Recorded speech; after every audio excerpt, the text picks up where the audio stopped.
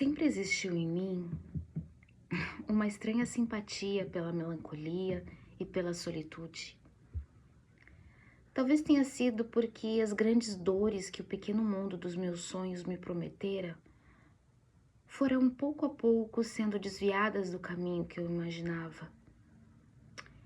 Em algum momento houve uma ruptura silenciosa, uma fratura tão discreta que ainda hoje não sei explicar quando fui deixada para trás pela própria vida. Ou talvez eu soubesse exatamente o que estava acontecendo.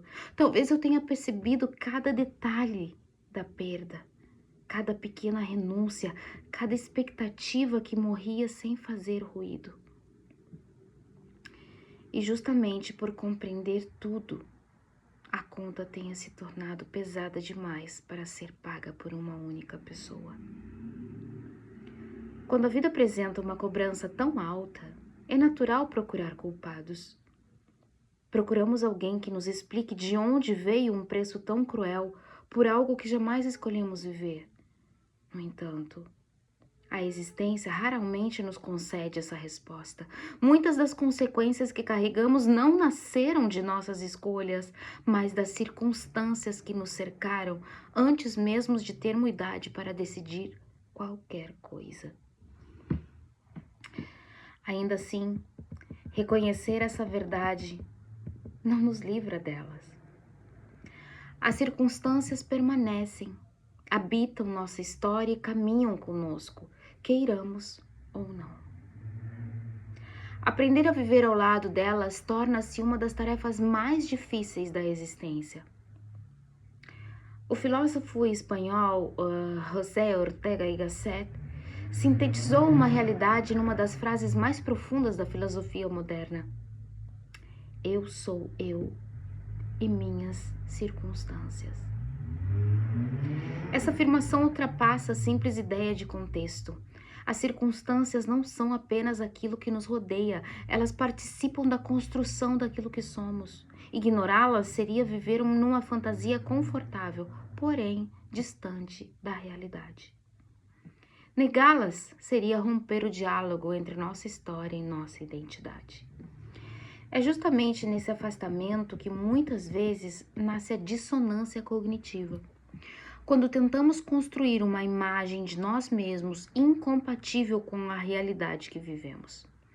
Fugimos das dores, dos traumas e das experiências que nos moldaram, acreditando que ao escondê-las, elas deixarão de existir. Contudo, continuam silenciosamente governando nossas escolhas. Cada ser humano possui um universo interior único, invisível aos olhos dos outros. Entretanto, nenhuma vida acontece isoladamente. As circunstâncias de uma pessoa inevitavelmente atravessam a existência de outra.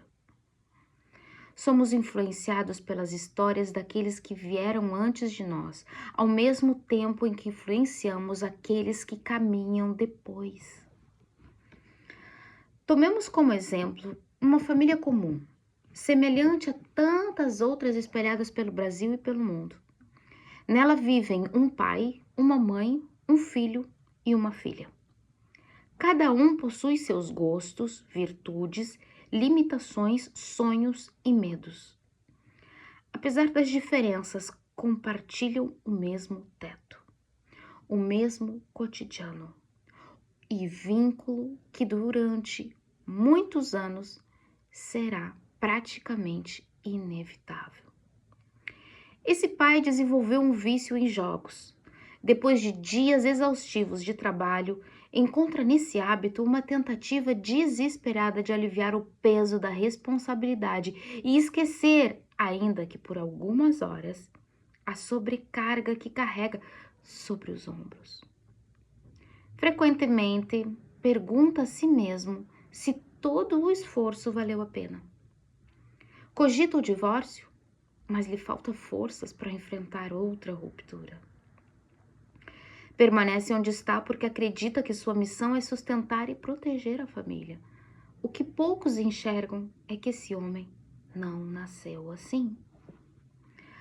Dentro dele ainda vive um menino abandonado pelo próprio pai, um menino que sofreu violência psicológica de padrastos e até do avô que o criou, depois que sua mãe também o deixou para reconstruir a própria vida. Essa mulher, por sua vez, já carregava cicatrizes de outro abandono. Fora deixada pelo primeiro companheiro quando ainda estava grávida, sem destino, sem apoio e sem maturidade para enfrentar sozinha a maternidade. É nesse instante que as circunstâncias começam a ser tecidas.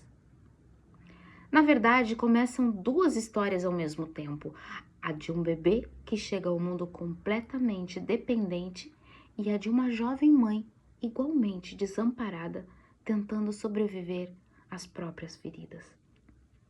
Décadas mais tarde, aquele bebê tornou-se pai.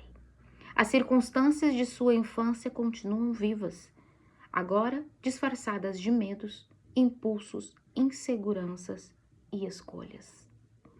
Elas não desapareceram com o tempo, apenas mudaram de forma. Ao mesmo tempo, sua filha de 12 anos observa, sente e absorve silenciosamente tudo o que acontece ao seu redor. Ela talvez ainda não compreenda aquilo que vive, mas essas experiências permanecerão dentro dela durante muitos anos, moldando sua maneira de amar, confiar, sofrer e enxergar o mundo. É assim que as circunstâncias atravessam gerações. Não herdamos apenas os olhos, a cor da pele ou os traços do rosto. Herdamos também silêncios, medos, crenças, maneiras de enfrentar a dor e formas de amar.